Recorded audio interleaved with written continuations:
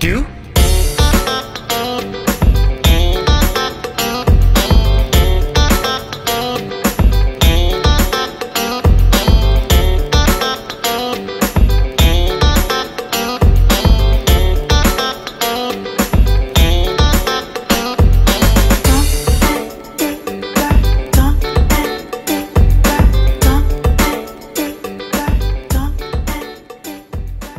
Na tayo sa Brewisan. So nandito kami sa canteen, nag-lunch kami. At ito, nagse-setup nga para sa akyat. Diba, nagpalit na ng sapatos. Dito sa part na to, papunta na kami sa registration. Wherein dati ang registration ay nandoon sa mismong paakyat. Pero now, dito sa bungad pa lang, sa mismong barangay post, dito na kayo mag-register or magbabayad for registration. Ito pala ay 4.2 kilometers from this post papunta doon sa campsite.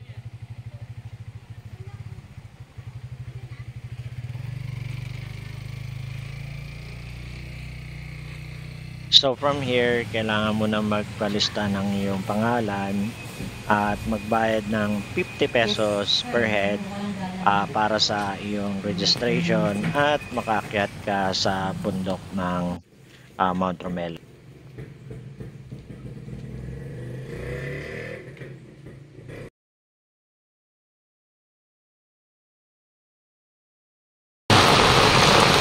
Woohoo!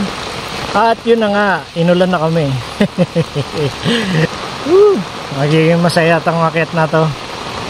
Ayun, dito sa part na to, kung mapapansin nyo yung kalsada, yung kulay brown dyan, yan yung mga lupang nawawash out galing doon sa kabundukan. So, ibig sabihin din yan ay malapit na tayo sa pinaka-jump off ng Mount Romelo. Itong mismong tinatapakan namin ay dati itong lupa. Ngayon, sementado na. At kung mapapansin ninyo, sa magkabilang gilid, meron ng mga establishmento na dati ay wala. Puro puno lang at kabundukan. According doon sa guide namin, si Kenneth, magkakaroon na daw ng kalsada dito, mula dito sa baba hanggang doon sa taas ng unang burol.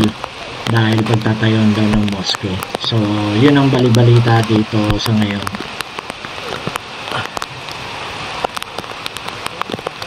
Ano, sir?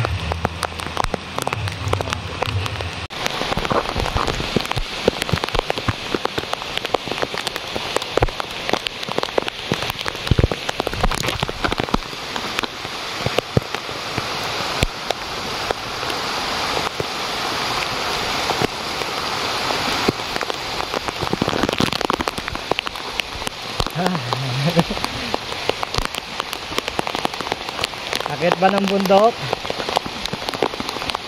Oh guys, huwag niyong gagayahin ang ginagawa namin ngayon. Hindi to proper, lalo na sa mga beginners. Kung gusto niyo talaga umakyat, mga bandang summer. Pero pag mga ganito, kailangan medyo advanced na rin yung mga techniques nyo. Ngayon, kung aakit kayo ng kabundukan, lalo na kapag medyo maulan, although wala naman ng bagyo, talagang habagat lang talaga. So kung aakit kayo, make sure na kumuha kayong guide. Kasi dito pala sa PAMI, required na yung guide. O, nasa unang burol pa lang kami. Ayun pa yung aakitin namin, doon. Para doon sa pangalawa, tapos mahabang lakad yun, tapos paikot, tapos pababa, tapos pangalawang burol. Ayun, madali lang to, good for beginners, lalo na sa mga nag-uumpisa pa lang. Ang suggested month na i-recommend ko sa inyo ay mga month ng summer. Summer talaga ang the best, para hindi kayo mahirapan, lalo na ngayon na putik-putik yung daanan. May tendency ka talaga madudulas dyan. So yun lang naman, papahinga muna kami and then diretso akit na.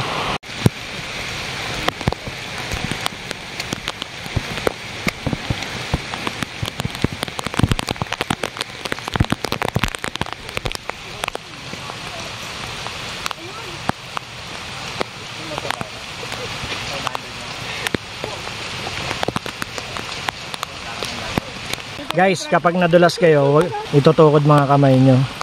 Ang pinakamagandang gawin is ibagsak nyo na lang yung pitan nyo. Kasi yun yung pinaka maraming muscle at hindi mabubugbog. Or hindi kayo may injury masyado.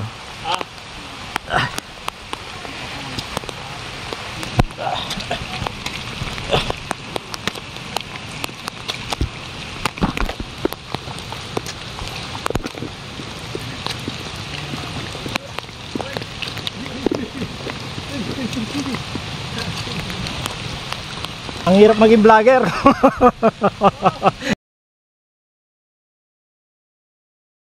Kasi GoPro.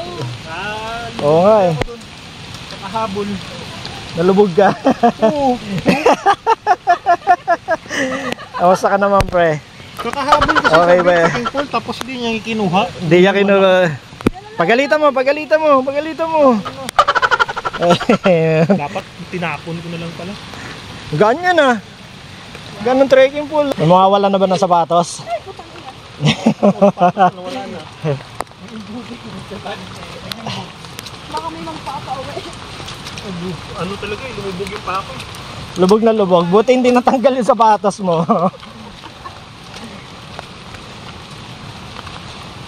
Papatiles ko na nga to.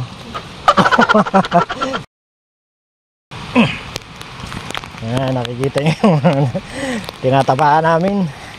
Ang saya, di ba?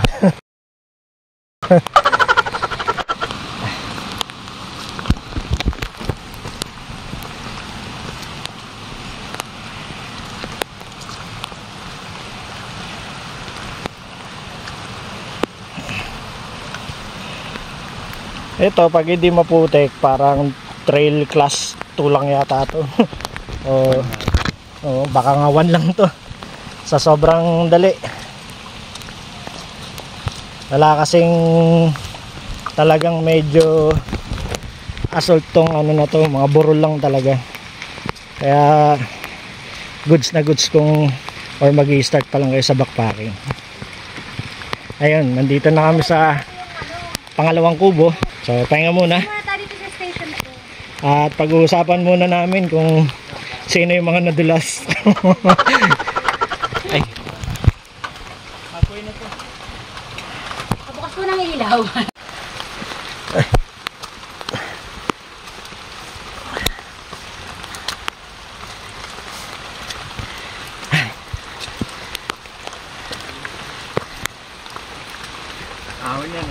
Ahon yan hanggang dun sa ano, sa 32nd floor.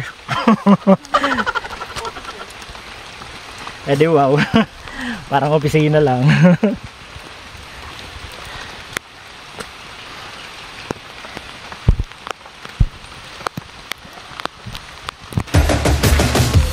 Ay, magandang araw po.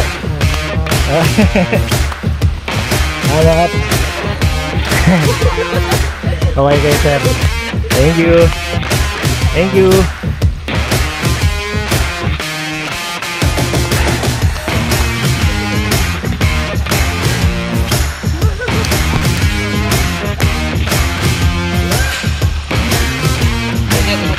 Sige po, ingat, ingat.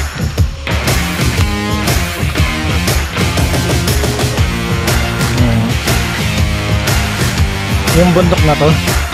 Ay oo, may pangalan to. Alala ko na.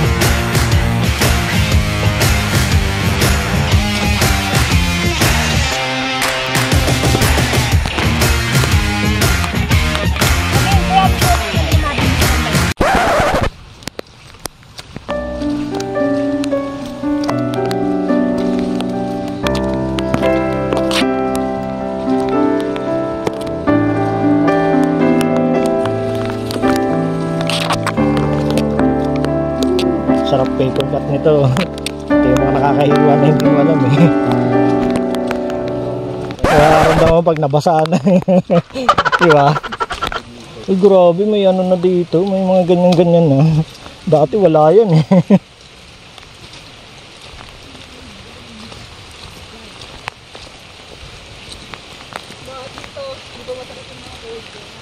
Ito lang yan, after pandemic. Ah talaga? Parang renovate nila? Oo, may tindahan na dito. na to. Sa tindahan. Yung pinunta, nung huli ko kasi punta rito, wala pang tindahan, pahingahan lang talaga.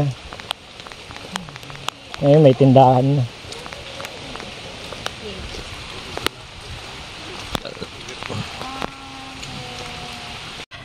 At ayan po, gumagapang ang limatic.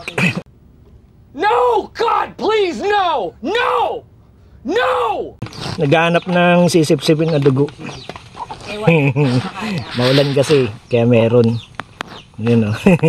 Saan punta? Saan punta? Broom broom, score score.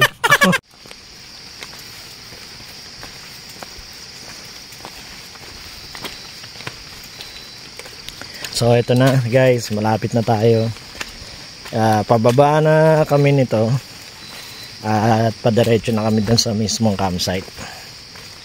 So, may mga stopover kami kasi ang dami na rin palang kubo rito. Yung mga stopover kami mga 5 minutes, 10 minutes. Pero syempre, hindi totally ano kasi pag pinahinga mo ng todo, dire-diretso kayo, parang ano yan eh. Parang makina ng sasakyan. Kapag pinahinga mo ng matagal, uulit ka ulit. Parang i-jumpstart mo na yung sasakyan mo.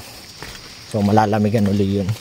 So hanggat maaari, pahinga lang ng konti. Mga 5-10 minutes. Tapos larga na ulit. Ayun lang naman. Ganda na rito. Medyo safe na. May mga harang na rin pala dito ng ano, ng wire. Dati wala to eh. Ayun. So ito na, pababa na kami. Ganda oh. Foggy yung ano, lugar. Ganda nung ano namin. Huminto na pala yung ulan.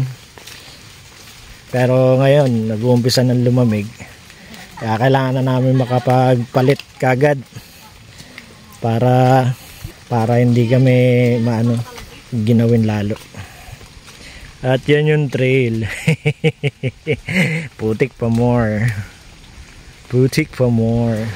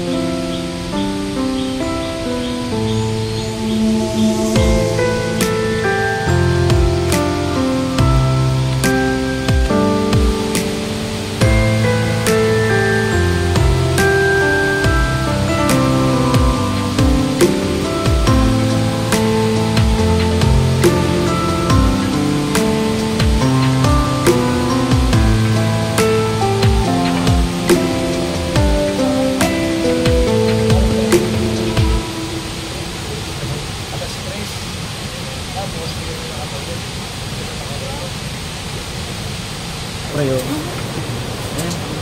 Ilabas ko na pala. Ilabas mo na.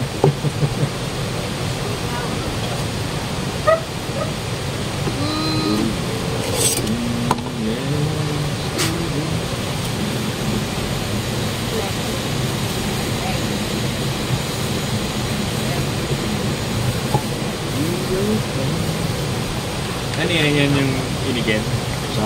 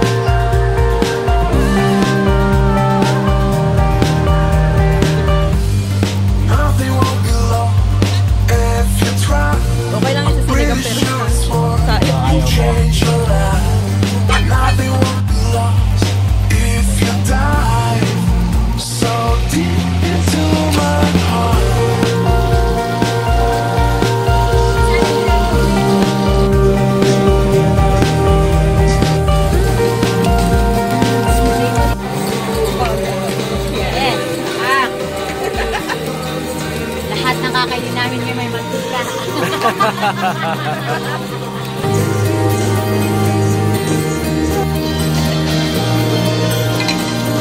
Nakita ko gano'n kung kalaki.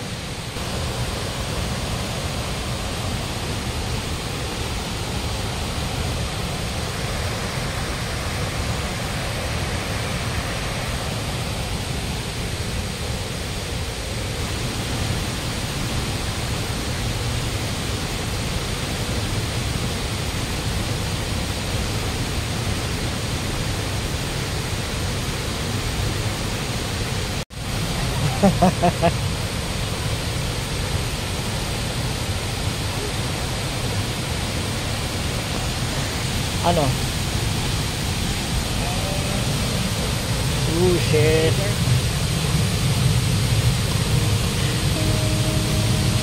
Getting back to nature. Oh.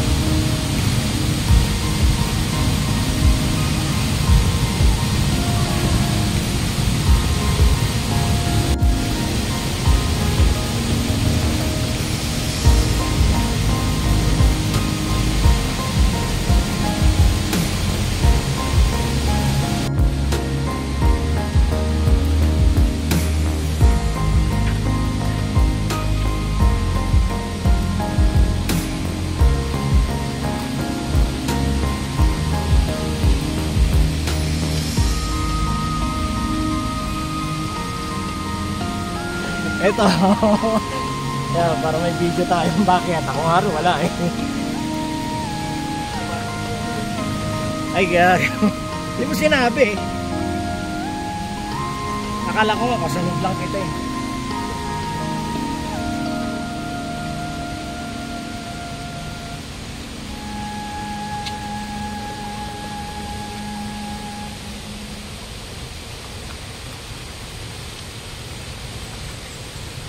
At tatapusin tong video na to. Maraming salamat sa panonood. At magkita-kita tayo ulit sa susunod kong video. At kung nagustuhan mo tong video na to, put a thumbs up and like button para makatulong sa channel. I-click mo na yung subscribe button. At magkita-kita tayo ulit sa susunod kong video. You?